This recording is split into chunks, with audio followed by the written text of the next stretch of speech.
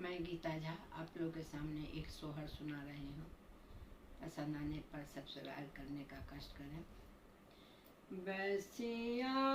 बाजेला वृंदावन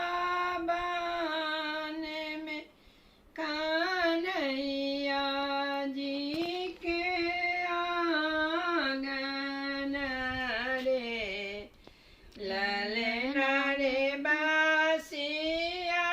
सबद हियरा साले कहाँ रे, बांसी बाजल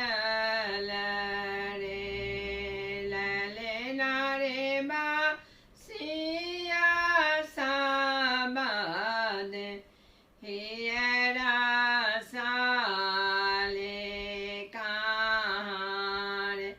बांसी बाजल रे, दाँत में लगे दाँत में सियानायन माँ भारी काजल रे, ललना रे गुरु में नाचबे मान देवाना नदिया मोरा हरि सती रे, ललना रे नाची नाची नाच बायांगन माना नदिया मोरा हरि सतरे, कहाँ के